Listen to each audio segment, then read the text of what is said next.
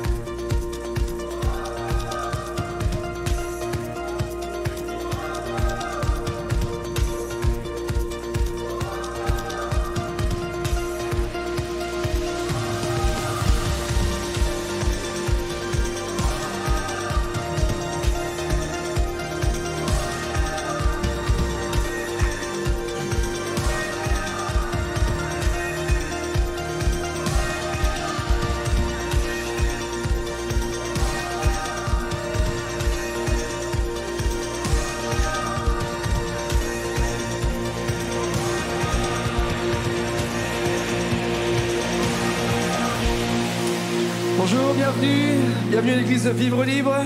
On est ensemble pour louer le Seigneur. Est-ce que vous pouvez vous lever avec moi et qu'on chante ensemble? Maintenant je vis. Amen.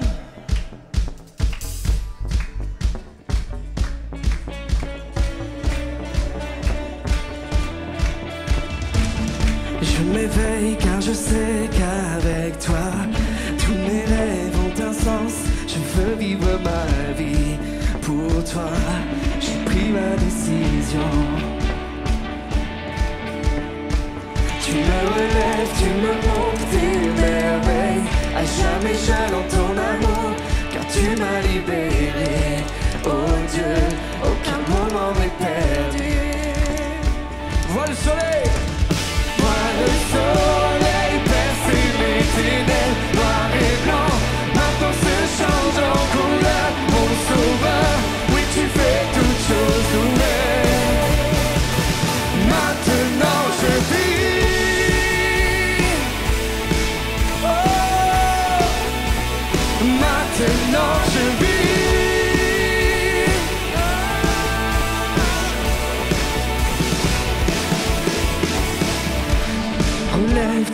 monde tes merveilles.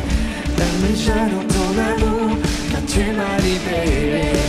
Oh Dieu, aucun moment n'est perdu.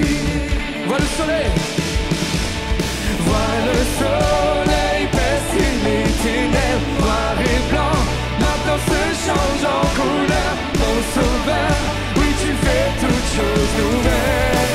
Oh, maintenant je vis.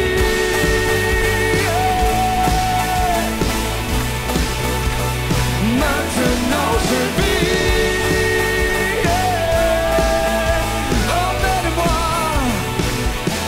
Emmène-moi plus loin qu'auparavant.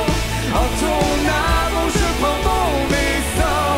Ta liberté tu portes ouvert. Tu es tout pour moi et plus encore. Alléluia. Vois le soleil percer les ténèbres. Noir et blanc maintenant se change en couleur. Mon sauveur, oui tu fais toutes choses nouvelles. Vois le soleil encore, amen. Vois le soleil percer les ténèbres. Noir et blanc maintenant se change en couleur. Mon sauveur, oui tu fais toutes choses nouvelles. Maintenant je vis.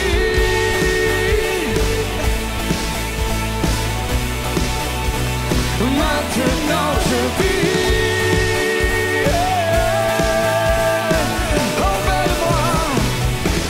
Emmène-moi plus loin qu'auparavant.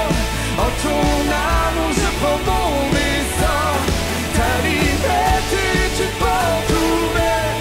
Tu es tout pour moi. Emmène-moi plus loin qu'auparavant. En ton amour je prends mon essor. Ta liberté tu portes ouvert. Tu es tout pour moi et plus encore. En Jésus toutes choses sont devenues nouvelles, amen. Alléluia, alléluia,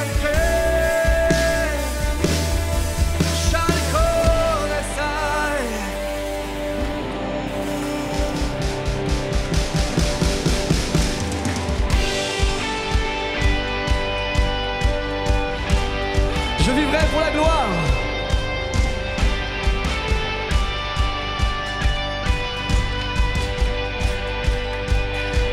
Je vivrai pour la gloire d'un seul nom, Jésus. À jamais ma victoire. Chante-le ce matin, mais Jésus, je vivrai.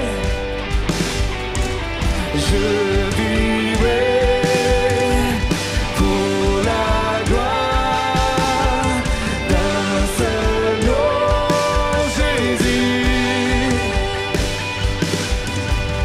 À jamais ma victoire porte un nom, Jésus.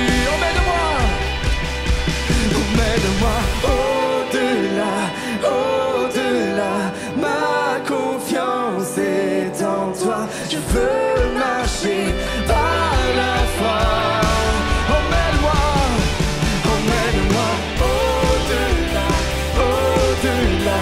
Ma confiance est en toi. Je veux marcher par la foi. Alléluia.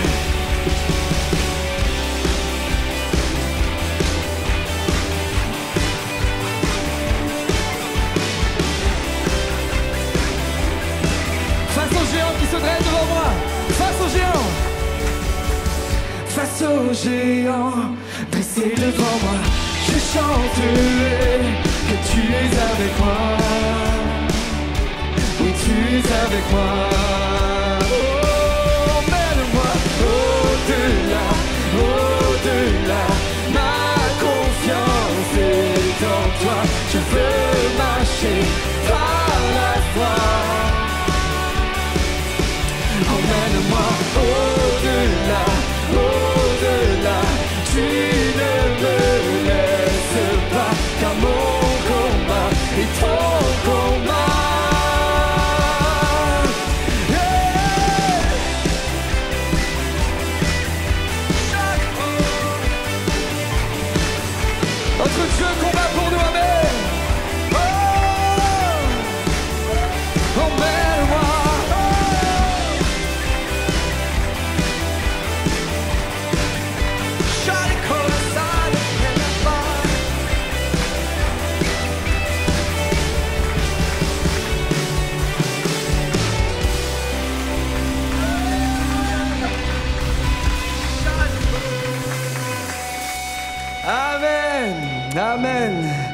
Et face aux ennemis, nous proclamons Alléluia, nous écrions Alléluia. Alléluia, le seul nom qui saute, c'est le nom de Jésus, bien-aimé. Amen.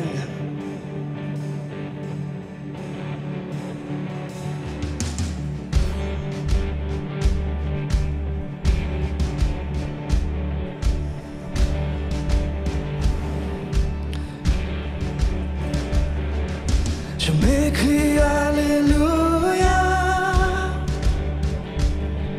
en présence de mes ennemis. Je m'écris Alléluia quand le doute m'envahit. Je m'écris Alléluia,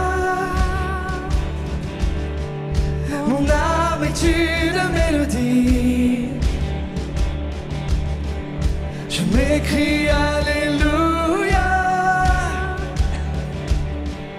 du ciel tu combats pour ma vie. Je chanterai, amen.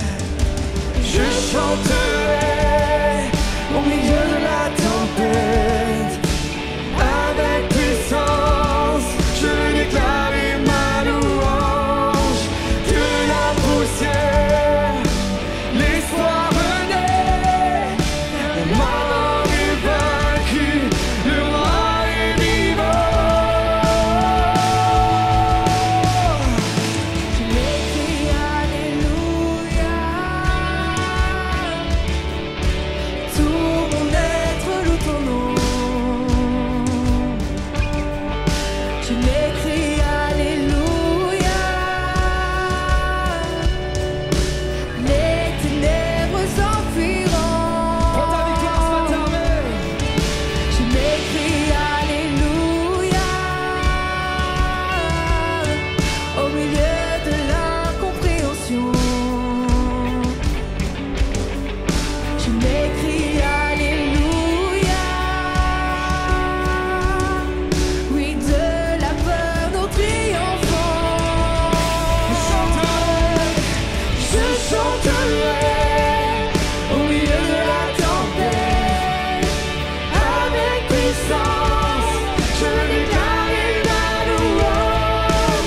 De la poussière, l'espoir renaît, car la mort est vaincue, le roi est vivant. Oui, je chanterai au milieu de la tempête. Avec puissance, je vais déclarer ma louange. De la poussière, l'espoir renaît, car la mort est vaincue, le roi est vivant.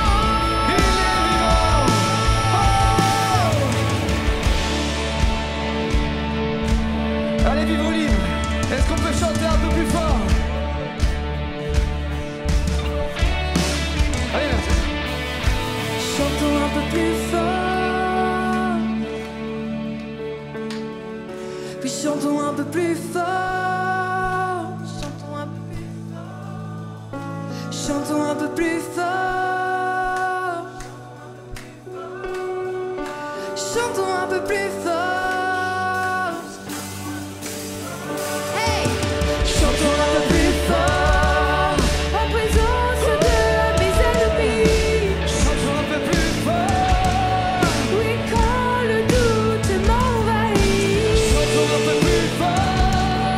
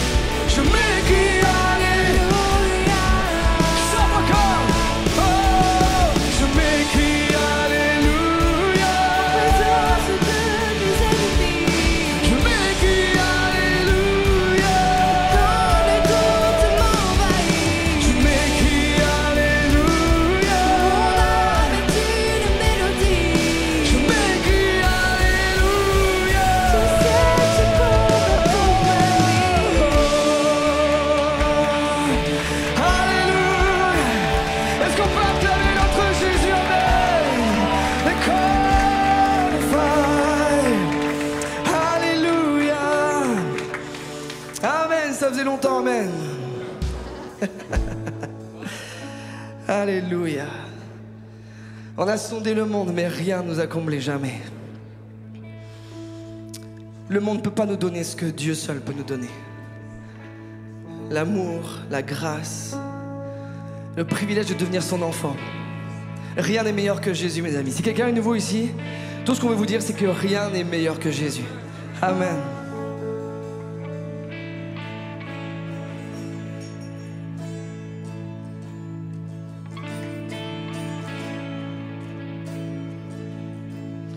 J'ai sondé le monde, mais rien ne m'a comblé. Les gloires révèlent, les trésors ternis n'ont jamais suffi. Puis tu es venu,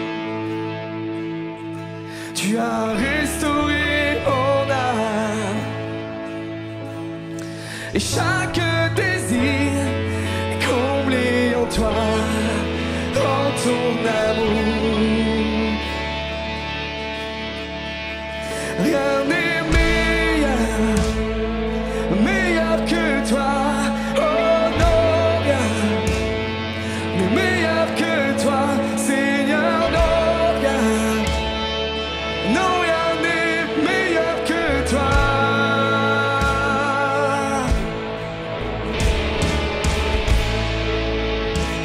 Je viens sans peur, je viens sans peur.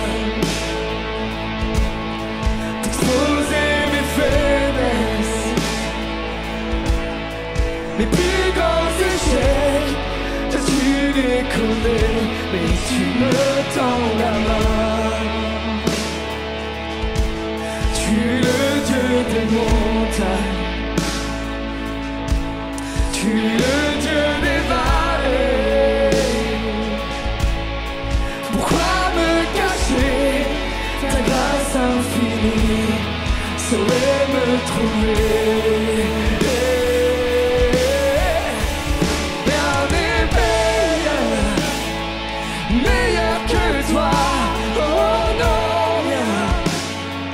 Meilleur que toi, Seigneur,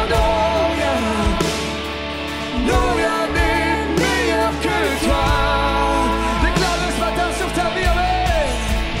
Rien n'est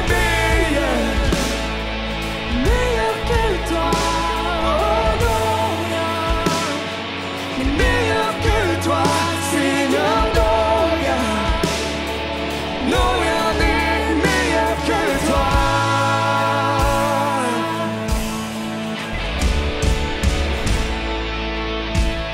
En Jésus, la mort jaillit la vie. Un chemin s'ouvre dans les flots, comme pour le peuple d'Israël. Je ouvre la mer pour lui, amen. De la mort jaillit la vie. Par ta voix, les eaux vivent. Dans les flots s'ouvre un chemin. Seigneur, toi seul peux le faire. Même ta situation est bloquée, même ta situation semble bloquée, Dieu peut ouvrir un chemin.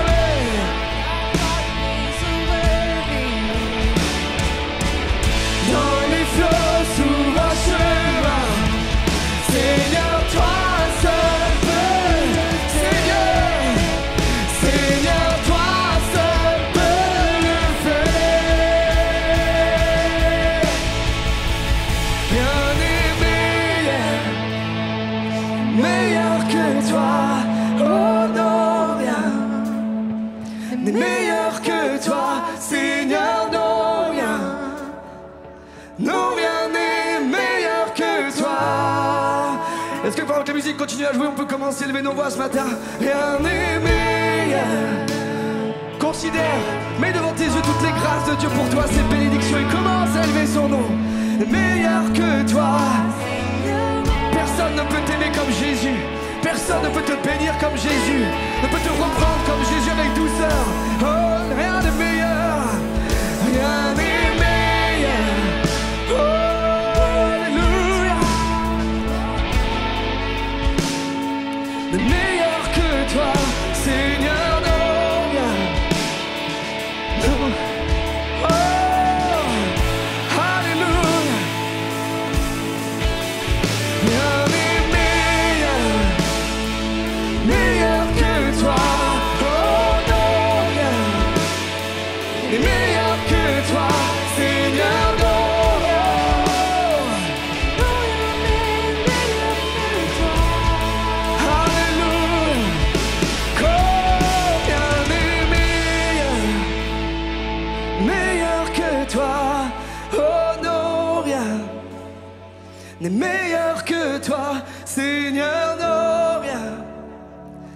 Non, rien n'est meilleur que toi. Alléluia, alléluia.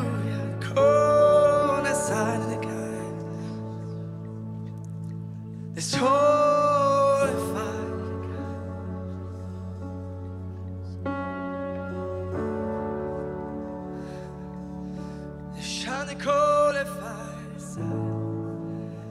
Alléluia. Béni soit ton Saint nom, Seigneur Jésus.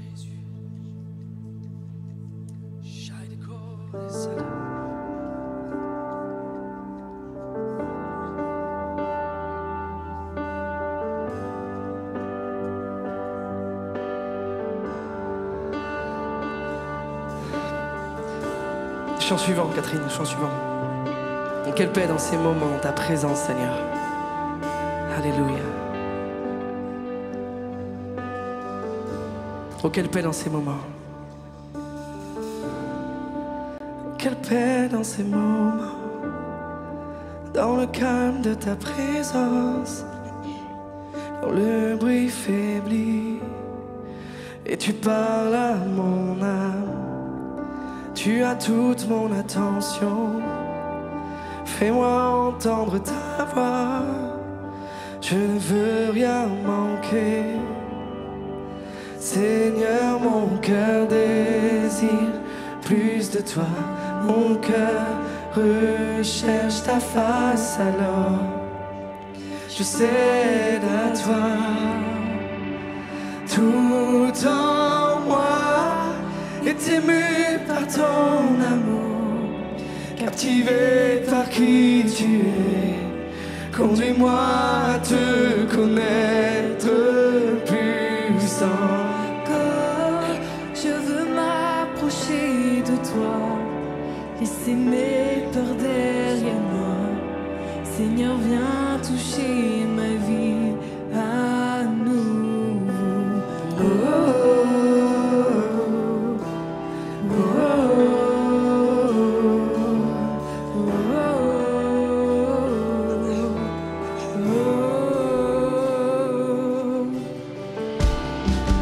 Comme le soleil à l'aurore, comme la brise dans la nuit, ta paix me restaure, tu me donnes la vie.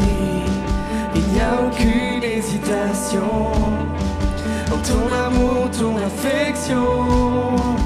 Oh, rien n'est comparable.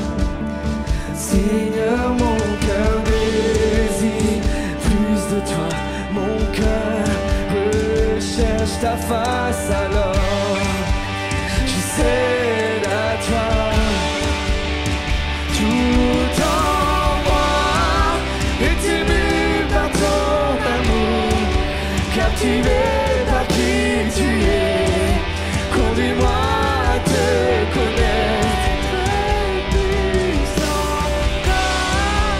Je veux m'approcher de toi, Laissez mes peurs derrière moi. Seigneur, viens toucher ma vie. Oh, oh, oh,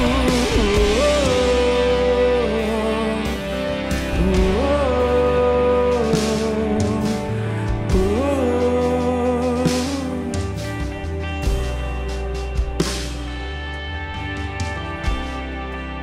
Bonjour Église. Il y avait quelque chose que Dieu me montrait pendant la louange et je pense que ça touche pas seulement l'Église mais chacun des chrétiens de cet endroit-là.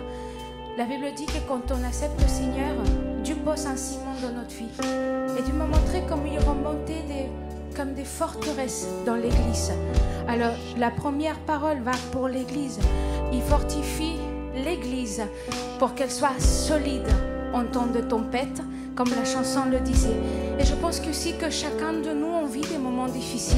Et le Seigneur veut établir et remonter une forteresse dans ta vie. De la même façon qu'on a une colonne vertébrale qui fait tenir tout notre corps. De la même façon, Dieu veut établir quelque chose de fort dans ta vie. Laissons la parole du Seigneur, à travers les pasteurs, à travers la louange, édifier ces forteresses dans chacun de nous.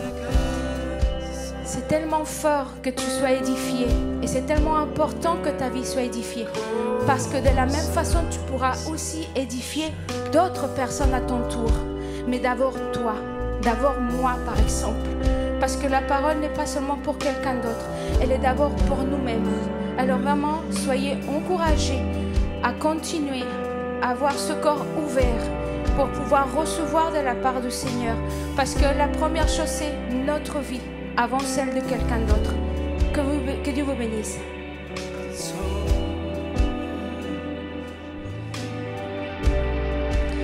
À toi j'ouvre mon cœur, Seigneur.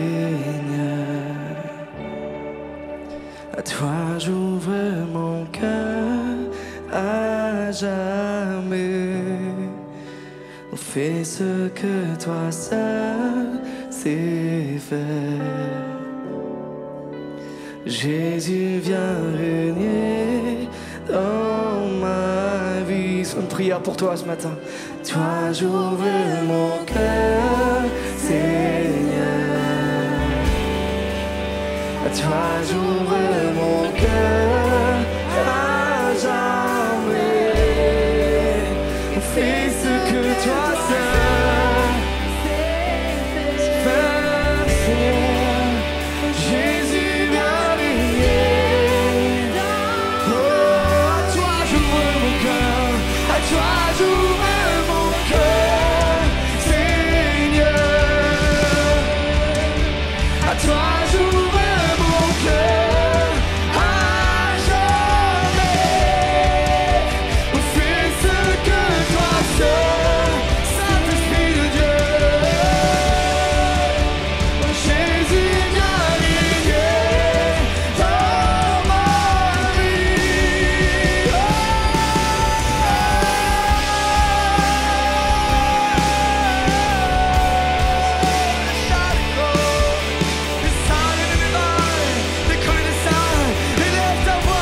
Élève ta voix vers toi, alléluia.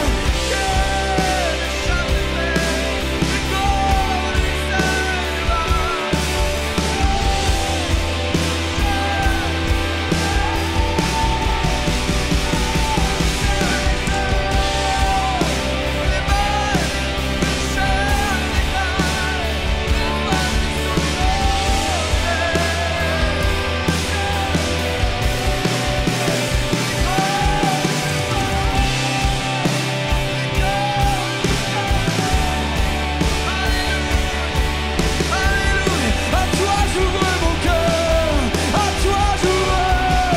à toi j'ouvre mon cœur, Seigneur. Ouvre ton cœur ce matin. À toi j'ouvre mon cœur à jamais.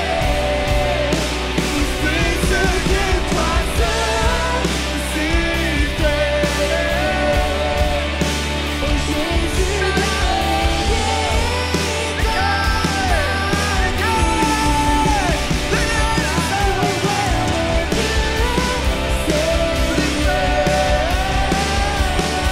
À toi j'ouvre mon cœur à jamais.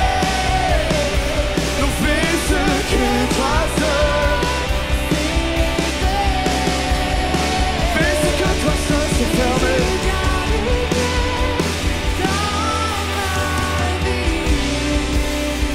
Tout en moi est aimé par ton amour, captivé par qui tu es. Conduis-moi à te connaître, Saint-Esprit dans ce lieu.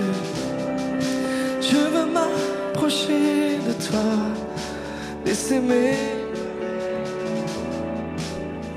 viens toucher ma vie à nous. Alléluia.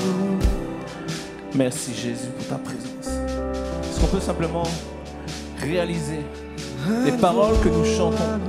Je veux m'approcher de toi, je veux laisser mes peurs derrière moi. Seigneur, viens toucher ma vie, viens toucher le cœur, mon être tout entier, viens toucher la racine de mes problèmes, viens toucher la racine de mes angoisses, viens toucher, Seigneur, tout ce qui me déstabilise, tout ce qui m'effraie. Viens toucher, Seigneur, mes incapacités d'aimer, mes incapacités de pardonner. Viens toucher, Seigneur, toutes les choses qui ne te glorifient pas dans ma vie, Seigneur. Viens toucher, c'est notre prière ce matin, c'est la prière de l'Église. Alors que nous adorons, Seigneur, nous déclarons, je veux m'approcher de toi parce que, Seigneur, c'est ta présence, c'est ta sainteté qui consume le péché. Et lorsque je me tiens dans ta présence, Seigneur, je veux laisser mes peurs derrière moi. Je veux entrer dans un chemin de sanctification. Je veux entrer dans un chemin d'abandon de mes peurs, de mes angoisses, de mes souffrances, de mes incapacités. Seigneur, je veux me tenir dans ta présence. Parce que tout en moi a reconnu ton amour, tout en moi a réalisé la puissance de ton amour qui me sauve, qui me libère. Est-ce que ce matin on peut chanter encore une fois? Peut-être tu es là ce matin, puis ta vie, t'as des soucis, t'as des angoisses, t'as des choses que t'attends, t'as des espérances que tu ne vois pas venir. Mais j'aimerais te dire ce matin, lorsque tu déclares, Seigneur, je me tiens dans ta présence, je veux m'approcher de toi, je veux te laisser mon cœur tout entier, je veux te laisser ma vie. Le Seigneur veut répondre à tes besoins. Le Seigneur veut te donner ce que ton cœur désire. Mais quelquefois, nos cœurs sont mitigés. Il y a une part de désir de la présence de Dieu, mais il y a une part de péché que nous ne voulons pas retirer. Et c'est pourquoi ce matin, je suis obligé de te dire que tu ne pourras jamais voir la gloire de Dieu dans ta vie si tu restes attaché sur une part de péché, si tu restes attaché à quelque chose qui ne glorifie pas Jésus, si tu restes attaché à quelque chose qui empêche l'Esprit de Dieu de venir siéger dans ton cœur. Nous avons besoin ce matin de nous abandonner complètement. Alors est-ce qu'on peut chanter encore une fois ce matin? Est-ce qu'on peut se tenir debout dans la présence du Seigneur et déclarer: Seigneur, je suis là ce matin. Je suis là, je me tiens devant toi, je veux m'abandonner dans ta présence. Parce que j'ai besoin d'un miracle dans ma vie. J'ai besoin d'une touche particulière dans ma vie. J'ai besoin de ta force pour m'aider à surmonter la difficulté. J'ai besoin de ta force pour m'aider à aimer. J'ai besoin de ta force pour m'aider à pardonner. J'ai besoin de ta force, Seigneur. Et seul ton esprit peut agir en moi. Je viens, Seigneur, je me tiens dans ta présence.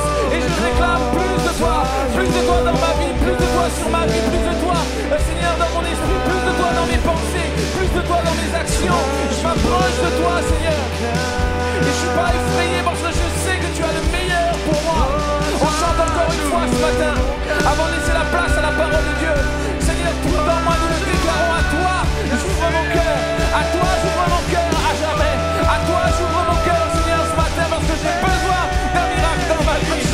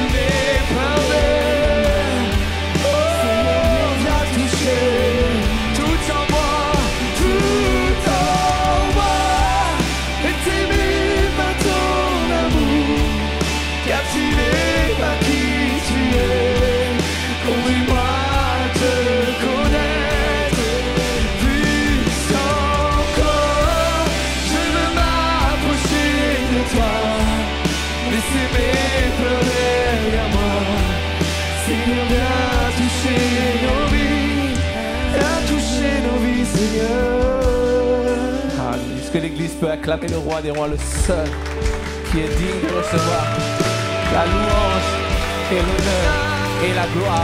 Et on adore Dieu, on peut donner une main d'acclamation plus forte que ça pour le Seigneur. C'est Jésus. C'est pas juste le magicien du coin. C'est Jésus.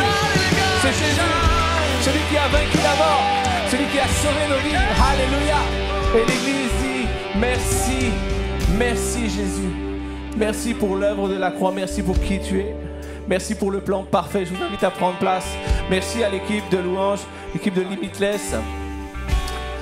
Limitless, un peu limited d'ailleurs, parce qu'il en manque, mais Merci à vous pour le job que vous avez fait. C'est un plaisir de vous retrouver. J'étais absent un dimanche, vous m'avez manqué grave. Et j'étais obligé de revenir. C'est comme, j'ai arrêté mes vacances en cours, tu sais, pour venir vous voir.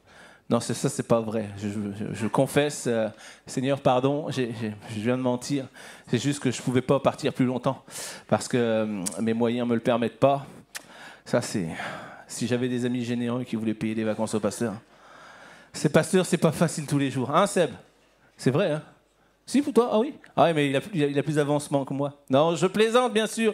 C'est un plaisir. On est dimanche matin, c'est l'été. Alors, on a peut-être des visiteurs. Vous êtes les bienvenus ce matin dans l'église Vivre Libre. C'est chez vous ici, c'est la maison. Alors, on se réjouit parce qu'on passe des moments ensemble, des moments bénis dans la présence du Seigneur. Parce que la volonté qu'on a ici, c'est pas d'être vu. C'est pas que l'équipe de louange soit vue. C'est pas que le pasteur soit vu. C'est que Jésus soit vu. Et plus qu'il soit vu, c'est que Jésus agisse au milieu de nous. Alors, merci Seigneur pour sa présence au milieu de nous. Je vous laisse à les annonces et je ne vous reviens pas après. C'est Seb qui vous revient juste après pour le message de ce matin. Soyez bénis.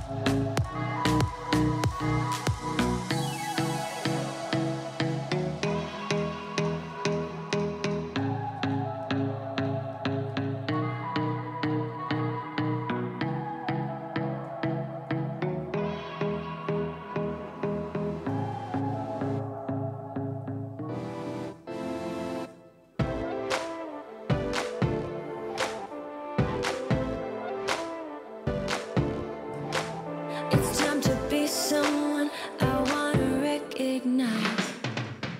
The future starts right now. The future is now.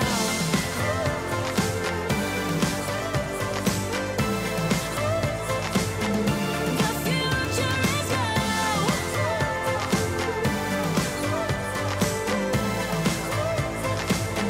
The future is now.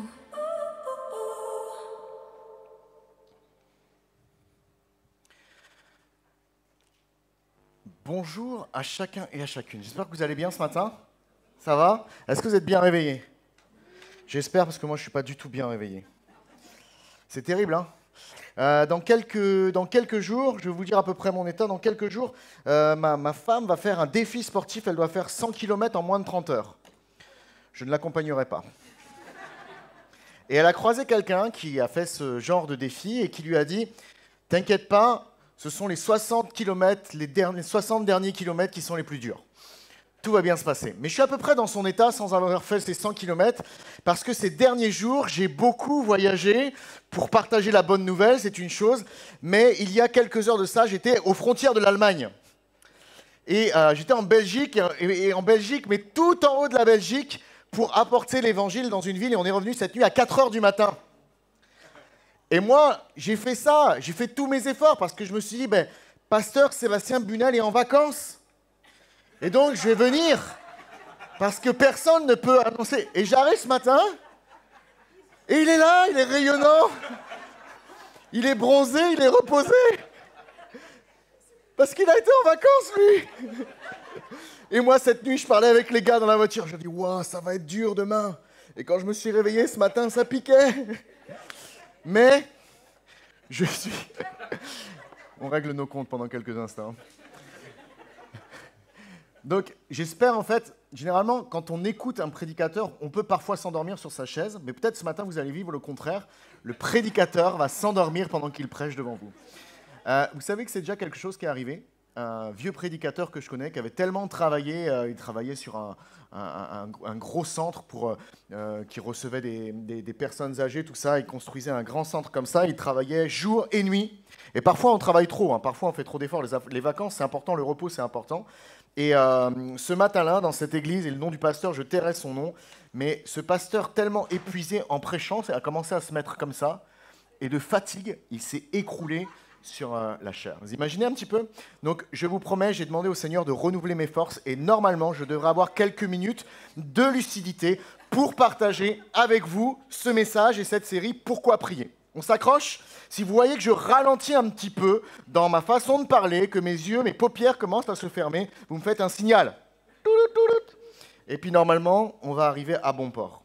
Je suis content d'être avec vous. J'étais donc hier en Belgique, dans une ville pour chanter l'évangile. Et dans cette ville, je vous en dirai quelques mots tout à l'heure, mais je me suis aperçu en arrivant dans la ville, enfin c'est un des gars qui était avec moi qui m'a dit « Tu sais Sébastien, elle est connue cette ville en Belgique, elle est connue dans le monde. » J'ai dit « Ah moi j'avais jamais entendu parler de cette ville. » Et il me dit « Ouais, c'est la ville dans laquelle il y a le plus de djihadistes qui sont formés pour être envoyés à partir ici et là. Même aux États-Unis, le nom de cette ville est connu et marqué en blacklist pour dire que c'est l'endroit un des plus dangereux en Europe aujourd'hui. » C'est bon d'aller annoncer l'évangile là-bas. Amen. Et ça s'est vraiment bien passé, je vous en dirai quelques mots tout à l'heure. Ce matin, je m'arrête pendant quelques instants avec vous sur cette série. C'est une très bonne série qui a été engagée. Ce sont des très bons messages qui ont déjà été partagés. Et j'aimerais aller un petit peu plus loin ou apporter un petit peu de ce que le Seigneur a déposé sur mon cœur sur ce sujet de la prière. Pourquoi prier? C'est une drôle de question dans une église. On pourrait dire, mais les professionnels de la prière, c'est nous. Vous êtes d'accord ou pas? Les professionnels de la prière, c'est nous, dans une église. Ça sert à quoi de prêcher? Pourquoi prier? On sait. Je note ceci, la prière dans la vie chrétienne, c'est une grande question.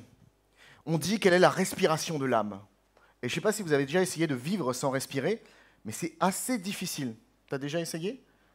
C'est pas facile. C'est compliqué. Parfois, quand on est en vacances, avec mes fils, on fait des concours d'apnée. Celui qui reste le plus longtemps sous. Je ne sais pas, c'est quoi votre record d'apnée? Il y en a qui font de l'apnée ici, un petit peu, qui ont déjà essayé? Il y en a qui passent la minute? Est-ce qu'il y en a qui passent 2 minutes? Si tu lèves la main encore une fois, on vient te faire venir ici et tu meurs en direct. On ne peut pas vivre sans respirer et on ne peut pas vivre sans la prière. La prière, c'est la respiration de l'âme. Pourtant, même quand on est chrétien, depuis longtemps, même quand on est pasteur, je note ceci, prier n'est pas toujours évident. Vrai ou pas vrai? On est honnête, hein, on est honnête. En fait, naturellement, je ne me lève pas toujours dans ma vie en me disant « Hey, je me lève, je prie ». Pourtant, dans mes enseignements, dans tout ce que j'ai entendu, on m'a dit « Il faut prier, il faut prier, il faut prier ». Vous avez toujours entendu « Il faut prier ». Ce matin, je ne suis pas là pour vous dire « Il faut prier ». Je suis là pour vous parler de la part du cœur de Dieu, pour qu'on puisse saisir peut-être un peu mieux des choses qu'on ne comprend pas, pour que prier devienne un style de vie. Et pas seulement quelque chose de religieux et de rituel qu'on doit faire dans notre vie. On se sent mauvais chrétien si on ne prie pas beaucoup. Qui ce matin s'est levé à 4 heures du matin pour prier? Moi, je me suis couché à 4 heures du matin pour prier, en disant « Seigneur, aide-moi à entendre la sonnerie de mon iPhone demain matin. » Mais j'ai mieux qu'un iPhone, j'ai ma femme. Pourquoi on prie? C'est la question, c'est pourquoi on prie? C'est quoi la raison?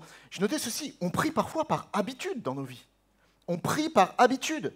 La prière du soir, la prière du repas. Est-ce que vous priez avant de manger le repas? Oui? Nous, on essaye de toujours le faire. Je ne sais pas pourquoi, on ne fait pas au petit déjeuner. Qui prie au petit déjeuner pour dire merci pour le repas au Seigneur? Il y en a quelques-uns quand même qui prient à midi pour dire merci au Seigneur. Il y en a plus, tu vois. Et qui prient le soir? Et encore plus demain. C'est marrant, hein? C'est des habitudes qu'on a. On prie par habitude. Et je ne sais pas si vous avez remarqué, mais ces prières sont souvent répétitives. On pourrait écrire une prière toute faite pour le repas. Moi, quand on a parfois des invités, et je dis « Qui veut prier ?» Et on invite nos voisins, on invite des gens qui ne prient pas à table. Et je demande toujours, je dis si ça ne vous dérange pas, on va prier à table. Et c'est une occasion de témoigner. Puis des fois, je dis, qui veut prier? Et là, j'ai mon gars qui lève la main, ou mes gars qui lèvent la main. Bon, généralement, mes gars, ils parlent sans lever la main. Quand ils lèvent la main, c'est encore plus grave. Et des fois, ils prient, mais je me dis, oh, t'as oublié de prier pour le repas, t'as prié pour plein de choses, mais c'est rigolo. Mais souvent, je ne sais pas si vous, petits, vous avez prié comme ça. Moi, je me rappelle, quand j'étais petit, je faisais toujours la même prière. Je faisais toujours la même prière. Et quand j'écoute mes enfants, j'essaye de prier tous les jours et tous les soirs avec mes enfants. J'écoute mes enfants, et mes enfants, le soir, font souvent la même prière. Une prière par habitude, une prière que tu répètes. Alors, elle n'est pas mauvaise. Mon fils a vécu une réponse à la prière alors qu'il a prié pendant 1 an pour quelque chose. À l'âge de 5 ans, hein, il avait 5 ans quand il faisait ça. Elliot, mon fils, tous les soirs priait. Et tous les soirs, dans sa prière, il disait « Seigneur, bénis papa, maman, bénis mon frère. Et Seigneur, j'aimerais avoir un chat gris. » Et moi, tous les soirs, mais je vous promets, tous les soirs pendant 1 an. Et je disais Amen, tu vois, il y a un moment, je me dis, j'ai pas envie de dire Amen, j'aime pas les chats. Et puis, un jour, je me suis décidé, je dis, écoute, Elliot, j'ai pris autorité, tu vois. J'ai dit, Elliot, tu vois, tu demandes un chat, mais c'est papa et maman qui décident. Et il me dit, non, c'est Jésus qui décide. Oh, tu vois, t'as fait des années de théologie, tout ça, ton fils te remet en place, il a 5 ans. Je dis, non, mais tu sais, ça, c'est... On peut pas faire ça. Papa et maman, ils veulent pas un animal de compagnie à la maison. Papa aime pas les chats. Il dit, j'ai demandé, Jésus va me donner. Oh, pourquoi mes fils m'écoutent quand je prêche le dimanche matin? Et 1 an s'est passé et je suis allé dans une église faire un concert dans la région et une dame d'un certain âge est venue à la fin du concert. Elle me dit, je suis bouleversée par ce que j'ai entendu, j'ai jamais entendu ça. Elle avait été touchée par les chants, elle pleurait. Et elle me dit, pasteur, j'aimerais que vous veniez me rendre visite. Venez avec le pasteur de l'église qui vous invite, venez me rendre visite. Et puis, je vais rendre visite à cette dame. On parle, et vraiment, elle s'approche de Dieu. Et on garde contact, on a un bon contact. Et puis, un jour, je passe par son village, et je me dis, je vais prendre des nouvelles, je vais voir comment elle va. Je dis, bonjour, comment ça va? Elle me dit, oh, ça va bien. Oh, pasteur, venez voir, venez voir. Vous sentez le truc de Benny, hein? Ça vous intéresse pas? J'ai des petits chats. Ah non, non, non, non, non, non, ça ne m'intéresse pas. Et d'un coup, poum, la prière répétitive de mon fils. Je dis, non, non, non, non. Je dis, de toute façon, j'ai peu de chance de tomber sur le chat gris. Elle me dit, oh, ils sont, c'est des persans, des sacrés de Birmanie, ils sont beaux, c'est bon, les sacrés de Birmanie, c'est beige. Elle me montre 2 petits chats beiges magnifiques. Elle me dit, mais ceux-là, je peux pas vous les donner, ils sont déjà promis. Je dis, bah, c'est très bien, c'est très bien. Elle me dit, mais il m'en reste un petit mâle, je sais pas où il est. Oh, il est là-haut. Et là, je vous promets, il y a comme une musique, tu sais, comme dans les films, hein. Comme les voix des anges, une espèce de fumée en haut de l'escalier, tu vois. Une lumière, et dans la lumière comme ça, jaillit un félin, tout petit, magnifique. Le chat est magnifique, il est magnifique. Il a un petit cœur blanc ici, et il est tout gris. Elle me dit, vous allez bien le prendre? Et je lui dis, oui. Et en disant oui, je me dis, Seb, t'es complètement fou. Et j'ai embarqué l'animal. Et je l'ai ramené à la maison. Et ça a été le plus beau jour de la vie de mon fils. Je vous promets, il était tellement heureux. Et vous savez ce qu'il a fait en ouvrant la boîte? Il m'a dit, papa, je te l'avais dit. Bam. Et la prière, il faut persévérer dans la prière. C'est une expérience d'enfant, hein. Mais cette expérience nous montre que la prière peut convaincre les moins convaincus de plier le genou. Je ne sais pas ce que j'ai fait ce jour-là. Non, je ne regrette vraiment pas. On prie parfois par habitude. Ce n'est pas une mauvaise habitude, c'est une bonne habitude. Mais il ne faut pas que cette habitude devienne une routine qui n'a plus de sens. Quand mon fils répétait ces choses, il avait profondément dans son cœur envie de recevoir ça. On prie parfois par contrainte, un peu parce que on nous dit si tu pries pas, tu es chrétien, si tu pries pas, ça se fait pas. Ça se fait pas. Et parfois, il y a des coups de pression dans les églises. Il y a des coups de... Mais je vais vous dire un truc. Quand on est pasteur, on a envie que les gens viennent à l'église. On est triste s'il n'y a pas beaucoup de monde qui vient à l'église. Et le dimanche, généralement, ça répond, mais les réunions de prière un peu partout dans le monde, ça répond pas toujours. Alors on entend des témoignages, ah, nous, on est 5000 à la réunion de prière. Reste aux États-Unis. Nous, on est 5.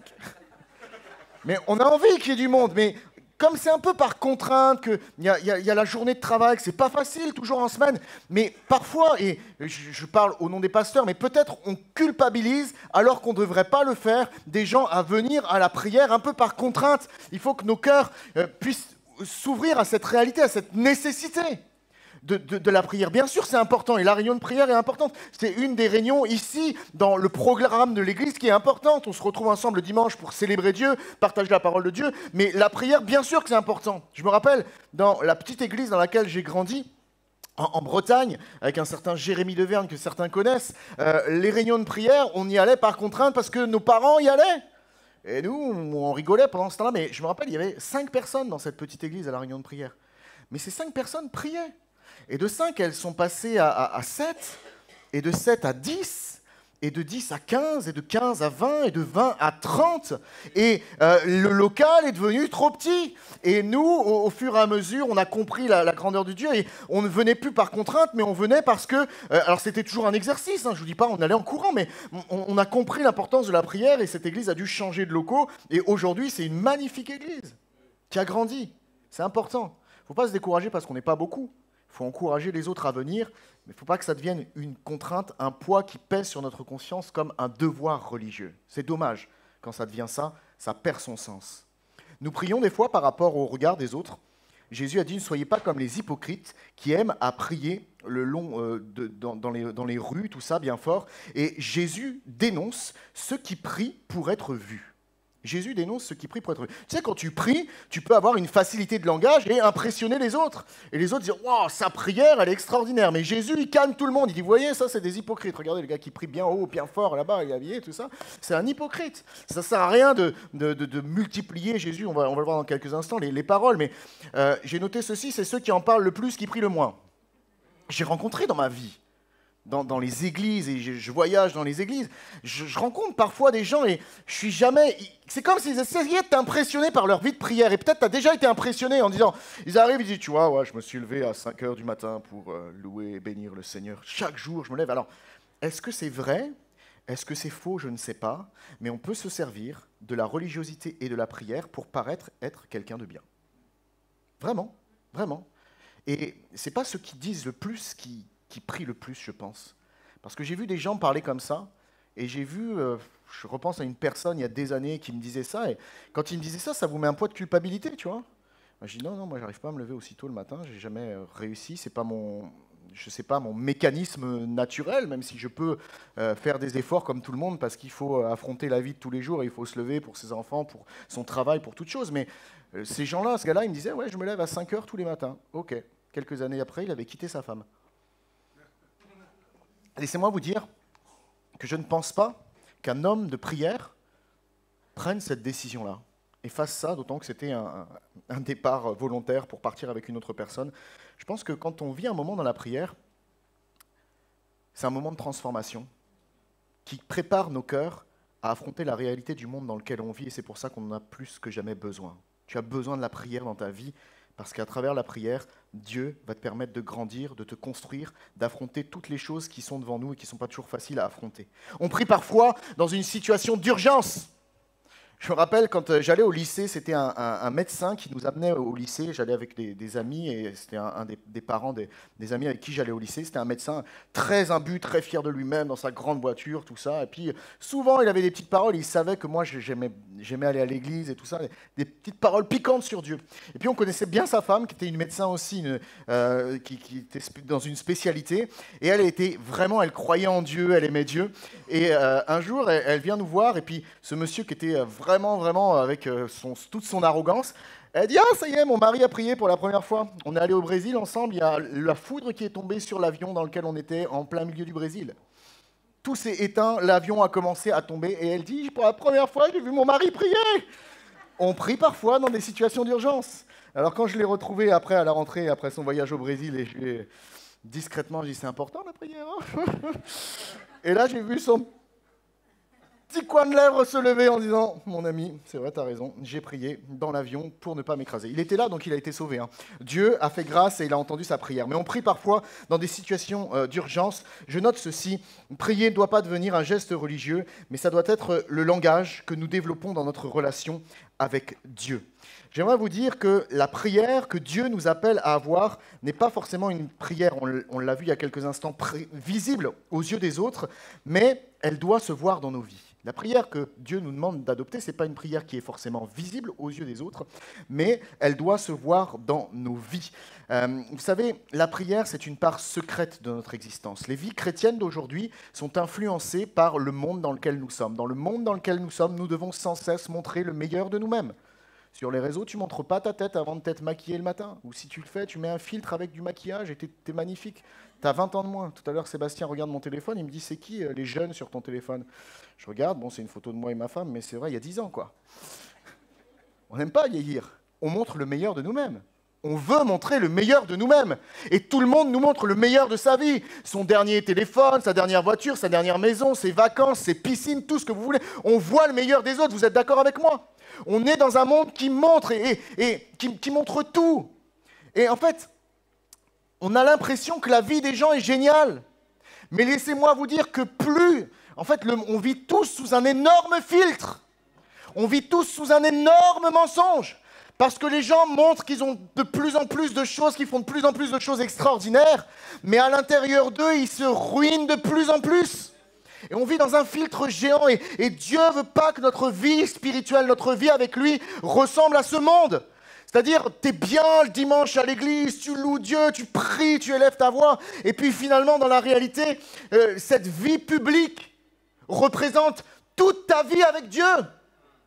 Mais si ta vie publique chrétienne, c'est toute ta vie avec Dieu, laisse-moi te dire que tu es comme ceux à qui Jésus disait, là ce sont des hypocrites, des sépulcres blanchis. Ils prient bien fort pour montrer qu'ils prient, mais en fait, ces gars qui priaient bien fort pour être vus, c'est les mêmes qui ont poussé les puissances, les autorités de l'époque à crucifier Jésus. Comment tu peux dire avoir une relation avec Dieu si tu tues son fils? C'est pas de la prière, c'est un filtre, c'est de l'Instagram, c'est du faux. Et notre monde montre beaucoup de choses, mais la réalité des cœurs, elle est de pire en pire. Dans un monde où il faut se montrer, où il faut montrer le meilleur de sa vie, Jésus nous rappelle ce matin que notre vie secrète, c'est-à-dire notre vie privée, ta vie privée, pour Dieu, compte bien plus que ta vie publique. Et ta vie privée doit définir le fruit que tu vas porter dans ta vie publique. Et ce n'est pas l'image que tu vas montrer aux autres qui compte, c'est l'image que Dieu voit de toi. Si ta vie visible est plus importante que ta vie invisible, tu es en danger. Et Dieu veut nous rappeler ce matin que prier est important et développer notre vie invisible, celle que personne ne voit. On ne va pas venir étaler, j'ai prié tant d'heures aujourd'hui, non. Si tu le fais, tant mieux. Si tu en as besoin, tant mieux. Mais je prie que notre vie invisible soit bien plus forte et plus grande et plus réelle avec Dieu que notre vie visible. Amen. Jésus dit ceci, vous connaissez, quand vous priez, n'imitez pas les hypocrites qui aiment à faire leur prière debout dans les synagogues. À l'angle des rues, ils se tiennent là pour être remarqués par tout le monde. Vraiment, je vous l'assure, leur récompense, ils l'ont d'ores et déjà reçue. Mais toi, quand tu veux prier, va dans ta pièce la plus retirée. Il y a une parole de la Bible, une version de la Bible qui dit « Va dans ta chambre », c'était la pièce la plus retirée à l'époque. Verrouille ta porte et adresse ta prière à ton Père qui est là dans le lieu secret. Et ton Père qui voit dans le lieu secret te le rendra. Il n'y a pas de caméra, il n'y a pas de streaming. Bonjour à tous ceux qui nous suivent en ligne, que Dieu vous bénisse. Mais il y a des moments dans la vie où il faut couper les caméras, il faut couper les téléphones, il faut couper Netflix. Pardon pour la société Netflix, j'espère que je ne vais pas ruiner son chiffre d'affaires en disant ça. Mais il faut couper toutes ces choses et pour se retrouver seul à seul avec Dieu, à part avec Dieu. Et c'est à ce moment-là que Jésus dit, dans vos prières, en plus c'est vraiment bien parce que Jésus nous rassure dans la prière. J'ai souvent vu, et je pense que l'Église met souvent un poids sur le fait de prier, mais Jésus dit, dans vos prières, rabâchez pas des tas de paroles à la manière des païens. Ils s'imaginent qu'à force de paroles, Dieu va les entendre. Ne les imitez pas, car votre Père sait ce qu'il vous faut, avant que vous le lui demandiez. Priez ainsi, Notre Père, toi qui es dans les cieux, que ton nom soit reconnu pour Dieu, que ton règne vienne, que ta volonté soit faite. Et tout cela sur la terre comme au ciel. Donne-nous aujourd'hui le pain dont nous avons besoin. Pardonne-nous nos torts envers toi comme nous pardonnons nous-mêmes les torts envers nous. Garde-nous de céder à la tentation et surtout délivre-nous du diable. Car à toi appartiennent le règne et la puissance et la gloire à jamais. En effet, si vous pardonnez aux autres leurs fautes, votre Père céleste vous pardonnera aussi. Amen. Waouh! Pourquoi prier, mes amis? Prier, c'est trouver du repos pour notre âme dans un monde agité. Amen, on en a besoin. Le monde du travail, le monde dans lequel on est, il est agité. Prier, ça nous donne du repos. La prière nous permet d'écouter la voix de Dieu. On écoute tellement de choses. On écoute des ragots, on écoute des ceci, des cela. On entend tellement de choses. Mais la prière nous permet d'écouter la voix de Dieu. Pourquoi prier? La prière nous permet d'accomplir la volonté de Dieu. Je vous retire tout ça dans la lecture du Notre Père. La prière permet de se nourrir. Donne-nous aujourd'hui notre pain quotidien, mais bien plus. Je crois que, par exemple, quand tu veux lire un texte de la Bible, demande à Dieu de t'aider à comprendre ce que tu lis. Ne le fais pas par habitude. Essaye de comprendre le sens des choses. Prends pas les choses comme on prendrait de la nourriture comme ça de partout. La nourriture, ça se prépare, ça se cuisine. Et je crois que la prière, c'est une manière de préparer les ingrédients qu'il y a dans la parole de Dieu pour avoir des mets succulents. Prie avant de lire la parole de Dieu. La prière permet d'exprimer notre foi en la grandeur de Dieu. La prière permet d'exprimer notre gratitude. On ne sait plus dire merci aujourd'hui. Dans la Bible, il y a une histoire où des gars sont lépreux et ils appellent Jésus. « Jésus, s'il te plaît, tu peux nous guérir, fais quelque chose pour nous. » Et Jésus va leur dire « Allez vous montrer au sacrificateur, comme pour dire « Vous allez être guéris, les gars, allez-y !» Et en chemin, ils ont fait une prière. Et vous savez, dans la Bible, souvent, il y a une prière, il y a quelqu'un qui vient supplier Jésus, et Jésus, il agit tout de suite. On aimerait que ça soit tout le temps, tout de suite, nous. Des fois, c'est instantané. Des fois, Dieu répond à ta prière de manière instantanée. Mais parfois, Dieu ne répond pas à ta prière tout de suite, et tu continues à marcher. Et oublie pas. Tu sens que je suis sur un ring de boxe, toi, Manu. Manu, tu es bienveillant envers moi. J'ai l'impression de faire un match de boxe. C'est l'huile des frites belges qui ressort. C'est très nourrissant pour la peau. Des fois, on est ingrat. Et la prière, simplement, parfois, c'est juste comme dire merci au Seigneur. Et ces gars-là qui vont être guéris par Jésus, la Bible dit qu'ils sont partis. Ils sont partis sur le chemin et ils ont tous été guéris en route. La réponse à la prière, elle est venue plus tard. Et des fois, le fait qu'on ne soit pas exaucé instantanément, ça nous pousse à ne plus entrer vraiment dans la prière. Et ces gars-là, ils avancent. Ils sont tous guéris. Il y en a combien qui vont revenir jusqu'à Jésus pour se mettre à ses pieds et pour lui dire merci? Combien? Sur 9? Sur 10? Il y en a un qui va venir. Il y en a un qui va venir. Un seul. Et la prière, c'est important pour exprimer notre gratitude dans un monde qui est de plus en plus ingrat et qui ne sait pas dire merci. Apprenons à nous dire merci. Manu, merci. Regarde, je l'utilise encore. Merci. Apprenons à dire merci aux autres. Apprenons à dire merci pour des tout petites choses. Merci Seb pour le travail courageux que tu fais pour l'Église depuis des années, et Christelle, bien entendu, et Manu et Stéphanie. Merci pour chacun d'entre vous. Merci d'avoir apporté le message que tu as apporté mercredi, il y a 15 jours, mon cher Alain. Merci. Merci pour la sono, la lumière, cette lumière qui brille sur moi et qui fait que je transpire encore plus. Merci de la baisser. Merci pour qui vous êtes. Merci pour vos encouragements quand vous avez été bénis par un chant, par une prédication. Merci. À la sortie de l'église, là, il y a des sorties d'église, c'est catastrophique. Les sorties d'église, oh, t'as vu ce matin, oh, c'était trop fort, oh, c'était ceci.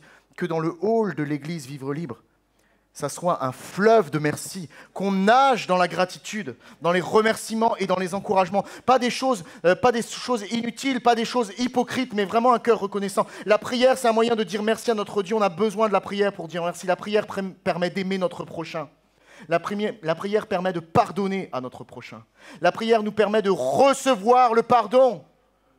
Dans la prière, tu peux aller voir Dieu pour tes chutes, tes addictions. La Bible dit le péché qui t'enveloppe si facilement. On a besoin de recevoir le pardon.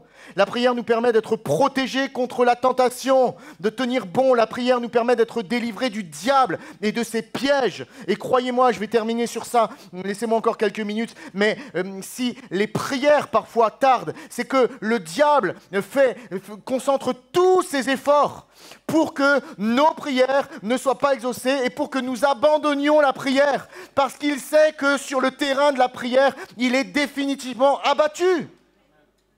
La prière nous permet d'expérimenter la guérison. Et malgré tout cela, eh bien, on ne sait pas toujours prier. On n'a pas toujours de motivation à la prière. Et vraiment, ce matin, que Dieu vraiment nous aide. Dans la prière, tu peux faire un inventaire de ta vie avec Dieu. Et cette prière-là, cet inventaire de ta vie avec Dieu, regardez où tu en es, regardez ce qu'il y a dans ta vie. Vous savez, quand j'étais animateur en colonie, on faisait les inventaires des valises des gamins. Au début de la colonie, tu fais un inventaire, la valise est pleine. À la fin de la colonie, tu fais l'inventaire, la valise est vide. Il y a les chaussettes du voisin qui sont dedans. Mais il faut faire l'inventaire de sa vie parfois. Regardez où on en est. Regarde ce que tu as perdu. Regarde ce qui est en trop dans ta vie. Regarde ce qui alourdit ta marche. La prière permet de faire un inventaire. Ça tombe bien, on est dans une période de vacances. Et j'ai bien aimé que tu entames cette série pendant les vacances, parce que pendant les vacances, profitez pour découvrir dans votre vie chrétienne, mes amis, la dimension merveilleuse de la prière. Je note ceci, le fait de mal comprendre ce qu'est la prière dans la vie chrétienne peut nous amener à la laisser de côté. La prière, on l'a vu, c'est pas répéter tout le temps la même chose. La prière, c'est quelque chose de simple finalement, qui doit faire partie de notre quotidien. Et je note ceci, prier, si je devais avoir une définition, c'est comme aller marcher avec Dieu.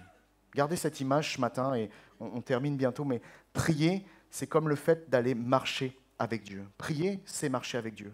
Parce que quand tu pries, tu passes un temps avec lui. Moi, j'aime bien aller marcher et prier. Et je sais pas vous, mais la marche, ça nous aide, ça aide à parler avec les gens. Aujourd'hui, on va vite, on va en voiture, on est dans le métro, on est dans le bus, on croise des gens, tout ça. Bon, tout va vite, ça va, ouais, ça va. On ne prend jamais le temps d'avoir une vraie relation avec les gens, et même parfois dans l'église, c'est comme ça. Il faut que ça aille plus loin. Dans l'église, mais avec Dieu aussi. Ce n'est pas juste dire Dieu, tu vois, aujourd'hui, j'aimerais que ça aille, merci Seigneur, amen, tu repars. La prière, c'est vraiment une marche avec Dieu. Marche avec lui. Prends du temps. Parle avec lui, ouvre ton cœur. Et dans la marche, eh bien, tu peux vraiment déposer ton cœur et dire, tu vois, Seigneur, regarde, en ce moment, je ne comprends pas, j'ai plus la même motivation pour aller dans ta maison. Seigneur, je ne comprends pas, j'ai plus la joie dans mon cœur. Seigneur, je ne comprends pas, dans mon travail, ça ne va pas. Parle avec Dieu et tu vas voir que Dieu entend tes prières et Dieu va te répondre. Et ne baisse pas les bras, mon frère, ma sœur, dans la prière, si le résultat ne vient pas tout de suite. Je regarde et c'est ce dernier texte que je lis avec vous, c'est dans Daniel. D'ailleurs, je vais lire un autre passage, mais je vous résume juste ce passage. Dans Daniel, Daniel est en train de marcher sur les bords d'un fleuve. Et la Bible dit qu'un ange va venir, je vous lis la parole, Daniel, un ange va venir et va lui dire, Daniel, homme bien-aimé de Dieu, alors qu'il était en train de prier. Sois attentif aux paroles que je t'adresse. Mets-toi debout, où tu es, car j'ai été maintenant envoyé vers toi. Pendant qu'il prononçait ces mots, Daniel écrit « Je me relevais tout tremblant ». Et il poursuivit « Sois sans crainte, Daniel, car dès le premier jour où tu as appliqué ton cœur à comprendre et à t'humilier devant ton Dieu, ta prière a été entendue. » Amen. Et je suis venu vers toi en réponse à tes paroles. Et c'est beau de voir que dès le premier jour où Daniel a prié, Dieu a entendu sa prière.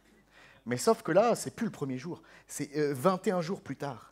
Et l'ange dit « Dieu a entendu ta prière dès le premier jour. » Écoutez-moi bien. Dieu entend ta prière, la prière que tu es en train de faire maintenant, Dieu déjà l'entend. La prière que tu vas faire en sortant, Dieu l'entend. Dès le premier jour où tu as appliqué ton cœur à comprendre, à dire à Dieu, Seigneur, viens agir dans ma situation, ta prière a été entendue. Mais le chef du royaume de Perse s'est opposé à moi durant 21 jours. Alors Michel, l'un des principaux chefs des anges, est venu à mon aide et je suis resté là auprès des rois de Perse. Je suis venu pour te faire comprendre ce qui arrivera à ton peuple dans l'avenir, car c'est encore une vision qui concerne ces temps-là, etc., etc. Daniel fait une prière et pendant 21 jours, il n'a pas de réponse à sa prière. Donc Daniel aurait pu se dire, c'est terminé, c'est fini. Mais l'ange vient le voir, il a une révélation puissante et l'ange vient le voir et lui dit, tu vois, dès le premier jour, Dieu t'a entendu, mais il y a des puissances qui se sont mis sur mon chemin pour empêcher que cette prière soit exaucée. Et écoutez-moi bien, souvent, on abandonne le combat dans la prière. Souvent, on oublie qu'on a prié quelque chose et on laisse de côté.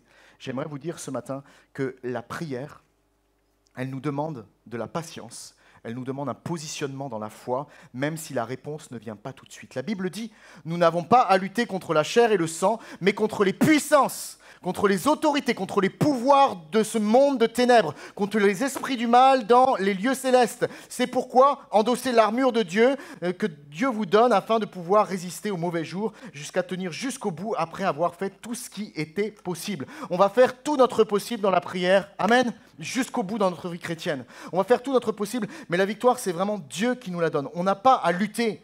Parfois, on est focalisé sur une personne qui nous fait du mal. Parfois, on est focalisé sur une situation, mais derrière la situation, il y a des forces spirituelles qui s'agitent. Pour qui? Pourquoi? Parce que je vous l'ai dit, Satan veut nous montrer que la prière ne sert à rien. C'est d'ailleurs le titre de mon message que j'ai oublié de vous donner au début, la prière ne sert à rien. La prière ne sert à rien. C'est le diable qui veut te dire que la prière ne sert à rien. Et pour ce faire, il envoie des puissances spirituelles. J'ai invité l'équipe de louange à me rejoindre maintenant, mais pour ce faire, le diable envoie des puissances spirituelles pour empêcher l'exaucement des prières.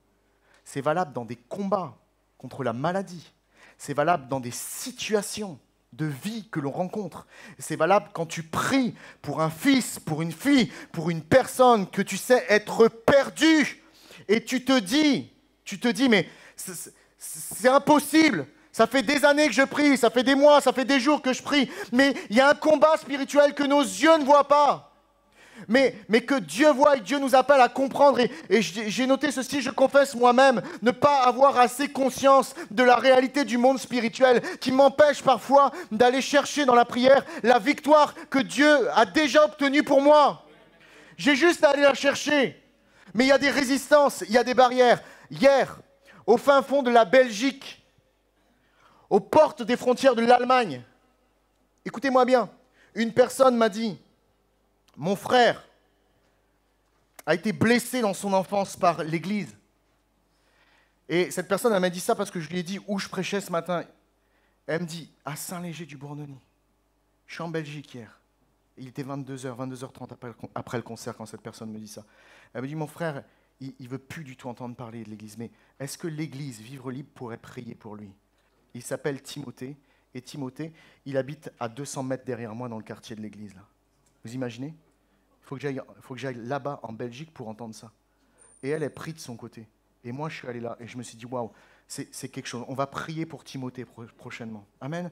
On va prier pour lui afin que Dieu touche son cœur, et si on a l'opportunité un jour de le croiser, peut-être ça sera un de vous qui va rencontrer un gars qui s'appelle Timothée ici dans la rue, vous allez lui parler, vous allez l'inviter, il va venir, il va restaurer sa vie avec Dieu. Amen, je crois. Mais il y a des résistances, il y a des choses qui s'opposent à nous parce que le diable a tout intérêt à empêcher le peuple de Dieu de vraiment comprendre que Dieu est celui qui exauce nos prières.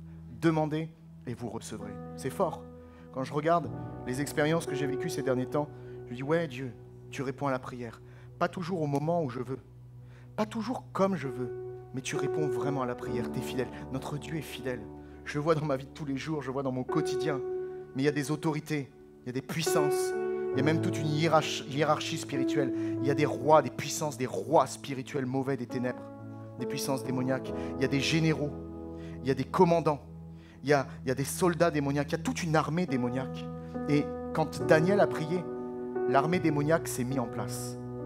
Et la Bible dit que dans le ciel, il y a eu un combat. Quand tu pries sur la terre, dans le ciel, il y a un combat. Abandonne pas le combat. Va jusqu'au bout, c'est comme un ring de boxe. Et au moment où tu en as besoin, quelqu'un va t'apporter du soutien, de l'eau, une éponge pour repartir au combat. Amen. Dieu ne t'abandonne pas dans le combat. Dieu ne nous abandonne pas dans la prière. Écoutez-moi bien. La première chose que Daniel a entendue, c'est « homme bien-aimé de Dieu ». Vous savez pourquoi on peut avoir confiance que Dieu exauce nos prières? Parce que nous sommes des bien-aimés de Dieu. Amen. Nous sommes des bien-aimés de Dieu. Il y a quelques mois de cela, je suis passé dans mon village à côté de l'église catholique. J'ai regardé l'église catholique de mon village. Vous allez dire, peut-être je suis bizarre, mais peu importe les étiquettes. Peu importe les étiquettes. Je regardais cette église et je disais, Seigneur, pourquoi toutes nos églises sont vides? Pourquoi nos églises sont vides? Seigneur, pourquoi ces églises catholiques-là, elles ont été bâties, elles sont immenses, elles sont vides aujourd'hui, les gens ont abandonné la prière, t'ont abandonné. Et en passant devant, j'ai dit, Seigneur, j'aimerais bien que cette église catholique, elle soit remplie. Comme ça, en marchant dans mon village. Et j'habite un tout petit village perdu dans la campagne. Pour pourrait dire, Dieu ne s'intéresse pas à ce village, et puis c'est une église catholique. Pourquoi veux-tu remplir une église catholique? L'église catholique, c'est pas la concurrence. Hein. L'église protestante, c'est pas la concurrence. Les églises baptistes, c'est pas la concurrence. L'église, elle va bien au-delà de tous les murs, les noms qu'on a construits, les étiquettes. Faut vraiment abandonner tout ça. J'ai prié. Quand on prie, Dieu se sert de nous.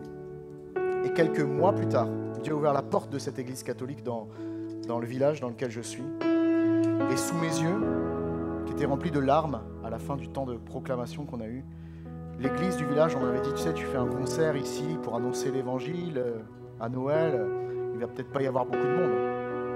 Il n'y avait plus de place, les amis. Elle était remplie et tellement de personnes dans mon village étaient là. Des voisins, le maire qui est resté tout le long, qui est venu me voir à la fin, qui me dit, mais revenez dès que vous voulez pour faire ce que vous venez de faire. C'était un moment merveilleux. J'ai été invité par toute la communauté catholique, ensuite à 2 heures de réunion pour expliquer. Et leur question c'était, mais pourquoi on a ressenti ce qu'on a ressenti? Pourquoi nos cœurs ont été touchés? Expliquez-nous. J'ai pu leur donner mon témoignage pendant 2 heures à des prêtres, à des gens qui étaient là et les appeler à s'approcher tout à nouveau de Jésus. Juste par avoir fait une prière dans mon village, et Dieu a répondu à ma prière. Ça a pris des mois et même je l'ai oublié. Et c'est quand je me suis retrouvé devant tous ces gens qui étaient bouleversés par ce qu'ils venaient d'entendre que j'ai compris que Dieu avait exaucé ma prière. Amen. Dieu exauce nos prières. Il y a des résistances, il y a des oppositions, mais Dieu exauce nos prières. Parce qu'à la croix, il a renversé les puissances démoniaques qui s'opposent à l'accomplissement des prières. Alors mes amis, on retient 2 choses ce matin. On veut retrouver le secret de notre vie de prière. Et on veut comprendre que la prière, c'est un combat spirituel, qu'il y a des luttes, mais qu'au final, celui qui est vainqueur, c'est Jésus. Et ceux qui appartiennent à Jésus sont ici. Amen. C'est nous le peuple de Dieu ce matin. Et j'aimerais qu'on se lève tous ensemble et qu'on proclame la grandeur de Dieu. Jésus, avant la croix, a prié. Et c'est écrit, il a fait la même prière plusieurs fois en disant, s'il te plaît, Seigneur, s'il te plaît. C'est difficile ce qui arrive devant moi. Si c'est possible que le scénario change. Mais, Seigneur, non pas ce que je veux, mais ce que tu veux. Dans son secret, c'est écrit, Jésus, il se mettait à part. Il n'était pas avec ses disciples. Il est allé se cacher dans le fond du jardin. Il était là, il était avec son Père. Dans le secret. Et dans le secret, là, alors qu'on pouvait croire que tout était calme dans le jardin, dans le monde spirituel, ça commençait à s'agiter. Et il priait et Satan se moquait de lui. Parce que plus les choses avançaient, plus il voyait la troupe en armes arriver vers Jésus. Et Jésus priait, Seigneur, s'il te plaît, viens m'aider dans ma situation. Seigneur, s'il te plaît, change le scénario. Jésus était en prière. Jésus était en pleurs. La Bible dit qu'il était tellement en pleurs que la sueur coulait de son front, même des grumeaux de sang coulaient de son front. C'était un moment d'extrême intensité. Et quelques heures plus tard, on a le sentiment que la prière n'a pas du tout été exaucée et que c'est le contraire qui s'est produit. Jésus est sur la croix. Il crie même, Père, pourquoi m'as-tu abandonné? Une situation incompréhensible. On a l'impression qu'il perd la foi, mais il ne perd pas la foi, il exprime juste le cri de tous ceux qui vivent encore dans le péché sans Dieu. Mon Père, pourquoi m'as-tu abandonné? Il porte nos fautes, nos péchés. Et il est dans le tombeau, et là l'enfer est en train de danser et de se réjouir et de dire nous avons gagné. Mais Dieu est celui qui exauce la prière. Amen. Et même si le scénario n'est pas celui qu'on demande dans la prière, la Bible me dit que la puissance de Dieu est descendue dans le tombeau. Amen. Et que les puissances du diable et des ténèbres ont été explosées par la lumière de Dieu qui a jailli. Amen. La pierre a été roulée et Jésus est ressuscité à jamais. Amen. Ça, c'est la plus grande des victoires. C'est la porte qui est ouverte. Et nous, maintenant, nous n'avons qu'à marcher et franchir cette porte et rentrer dans les victoires de Jésus. C'est ça la prière, mes amis. Que Dieu soit béni. Seigneur, je te bénis pour cette matinée qu'on passe ensemble. Maintenant, Seigneur, à travers cette proclamation, cette louange qu'on va faire monter vers toi, on proclame la victoire pour toutes nos prières, Seigneur. La victoire de ton scénario. La victoire, Seigneur Jésus, de ceux qui se confient en toi, Seigneur Jésus. On va avoir confiance et je te prie ce matin de renouveler ton peuple et de renouveler tes enfants afin que nous puissions retrouver la prière dans le secret et dans la vie privée. et que nous puissions, Seigneur Jésus, retrouver cette prière qui réalise qu'il y a un vrai combat, mais qu'à la fin, la victoire, c'est toi. Que ton nom soit béni, Jésus. Amen. Amen.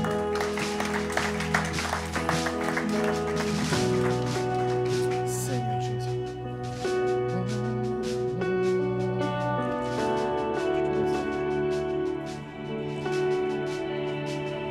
Alléluia. Quel beau message de la part de notre ami et frère pasteur Dormeur. J'étais gêné quand j'ai su que j'étais là ce matin. J'ai dit bon, Seb, il a tellement dû bosser, je peux pas lui enlever son message. Alors je l'ai laissé prêcher et là il va aller se coucher après. Ça va être génial, mais c'était tellement bon et je suis tellement content de ne pas avoir prêché pour avoir pu moi-même entendre ce message. L'inventaire de nos vies, comme j'avais jamais pensé à m'arrêter pour faire l'inventaire de ma vie. C'est extraordinaire. Je vous invite à prendre place un dernier instant avant que je vous laisse et que je vous libère pour aller passer un dimanche après-midi assurément béni. J'aimerais qu'on puisse... on est une équipe, on est une famille. L'église, c'est pas juste Pasteur Seb ou moi ou Manu, c'est ensemble. Et quand on prend un engagement, on tient l'engagement. Et je suis toujours émerveillé de voir que Dieu peut t'envoyer à 500 ou 600 km au loin pour sauver quelqu'un qui est à quelques centaines de mètres de chez toi. C'est juste fou, c'est des histoires folles, mais c'est tellement grand, tellement puissant. Je me rappelle, un jour moi-même, j'étais contacté par quelqu'un qui est au fin fond du Canada pour témoigner à quelqu'un qui s'avérait être... on m'a dit, voilà, on a reçu telle personne qui a un besoin, machin. C'est quasi à côté de chez moi. Alors Dieu, des fois, utilise des moyens hyper longs pour toucher les gens. Mais j'aimerais qu'on puisse, peut-être juste avant de conclure avec un dernier chant, se lever ensemble et ensemble adresser une prière pour Timothée. Un engagement est un engagement et on ne veut pas terminer.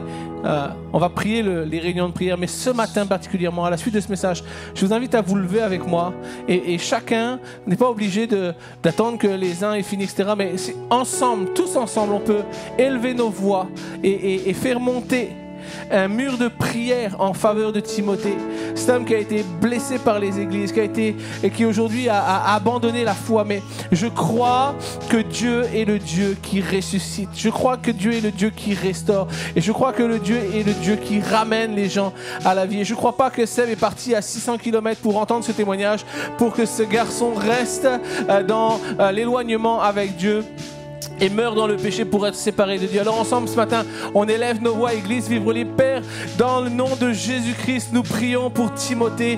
Seigneur, c'est un frère, c'est un ami, il a besoin de toi. Et Seigneur, quelles que soient les blessures que son cœur ait subies, quelles que soient les souffrances par lesquelles il soit passé, Seigneur, l'Église Vivre Libre se tient ce matin et prie, Seigneur, ramène cet enfant dans la maison du Père. Nous prions, Seigneur, et nous demandons pardon, Seigneur, pour tout ce qu'il a pu subir, pour tout ce qu'il a pu vivre, Seigneur. Nous prenons comme notre part, notre responsabilité, les souffrances qui lui ont été occasionnées. Et Seigneur, nous voulons déclarer publiquement que nous demandons pardon au nom de l'Église pour ce jeune homme qui a été séparé, éloigné de toi parce qu'il a été malmené. Mais Père, dans le nom de Jésus-Christ, nous prions, réveille son âme, réveille son esprit, saisis-le, Seigneur, alors qu'il habite à quelques centaines de mètres de ce lieu. Nous prions, Seigneur, qu'il soit interrogé lorsqu'il verra les logos de l'Église sur le bâtiment. Nous prions qu'il ait ce désir de retenter la chance. Nous prions qu'il puisse ressentir ton amour, qu'il puisse ressentir, Seigneur, la grâce pour sa vie, ta bonté, ta fidélité. Seigneur, nous prions ensemble ce matin pour lui, dans le nom de Jésus-Christ, ton Fils, celui qui ressuscite ce qui est mort, celui que la mort n'a pas pu tenir. Et Seigneur, alors que nos voix s'élèvent, nous déclarons que même si l'enfer le tient, même si les dominations spirituelles ont cerclé son esprit, Seigneur, nous brisons, Seigneur, toute domination, toute autorité qui l'empêche de revenir. Et nous prions, Seigneur, dans le nom puissant de Jésus-Christ. Et l'Église avec moi adresse un grand Amen. Alléluia. Merci Jésus. Avant de vous laisser aller, je vous invite à vous asseoir. On va chanter un chant. On va profiter qu'on a l'équipe de Limited avec nous. Et on va chanter un bon chant. On va chanter un chant qui va nous libérer. Mais avant ça, est-ce qu'on peut ce matin, je pense pas souvent aux anniversaires, mais il y en a un ce matin, c'est l'anniversaire de mariage de Maxence et Anaïs, 1 an aujourd'hui. Alors, gars. Alors, ils sont tout beaux encore, ils sont tout frais encore, ça fait qu'1 an. Alors, après, vous finirez comme ça, les gars. Je vous dis. Je sais pas où est Anaïs, mais prépare-toi. C'est comme je te donne une prophétie 25 ans, tu vois. C'est 25 ans et 25 ans. Ok. Je prophétise que tu finisses pas comme ça. Et ma femme a dit quoi? Elle dit Amen. Je prophétise que tu finisses pas comme ça. Amen, amen, amen. Elle a déjà commencé à se mettre sur ses genoux, prier Seigneur, je refuse au nom de Jésus. Dans la prière, je prends autorité. Non, c'était une blague, hein, une blague. Okay. On a le droit de blaguer de temps en temps. Ok, c'était un plaisir d'être avec vous ce dimanche. Si vous voulez bénir l'église à la sortie, vous avez des bannettes. On se réjouit de vous retrouver mercredi soir pour la réunion de prière. Ça va être bon et je vous laisse avec l'équipe Limitless pour un dernier chant. Soyez bénis.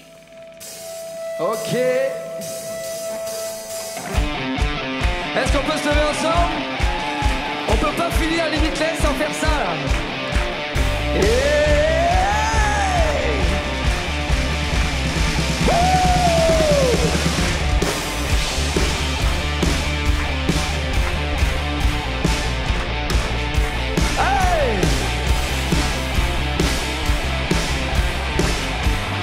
Qu'importe ce qui s'offre à moi. Qu'importe ce qui s'offre à moi. Je fixe mon regard sur toi. Je n'ai qu'un seul but, me rapprocher de toi. Tu t'es incliné vers moi. Tu as affermi mes pas. Je ne suis plus le même, jamais plus le même. Car là où est ton esprit, je trouve la liberté. Car là où est ton esprit, je trouve la liberté. Je chante car Jésus m'a sauvé. Je danse car Jésus m'a libéré. Je saute car Jésus m'a vraiment libéré. Oh oui, je chante car Jésus m'a sauvé. Je danse car Jésus m'a libéré. Je saute car Jésus m'a vraiment libéré. Alléluia. Oh, amen, amen. Béni soit ton nom, Seigneur, alléluia. Garde les yeux fixés sur Jésus, amen. Qu'importe ce qui s'offre à moi, je fixe mon regard sur toi. Je n'ai qu'un seul but, me rapprocher de toi. Tu t'es incliné vers moi. Tu as affermi mes pas. Je ne suis plus le même. Non, jamais plus le même. Car là où est ton esprit, je trouve la liberté. Car là où est ton esprit, je trouve la liberté. Je chante car Jésus m'a sauvé. Je danse car Jésus m'a libéré. Je saute car Jésus m'a vraiment libéré. Oh oui, je chante car Jésus m'a sauvé. Je danse car Jésus m'a libéré. Je saute car Jésus m'a vraiment libéré.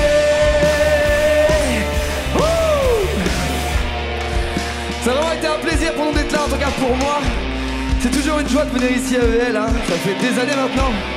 Vraiment, vous êtes bénissants les amis, vous êtes vraiment bénissants. On termine ça. Allez.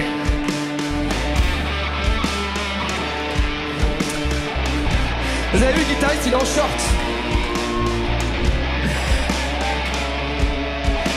Alléluia.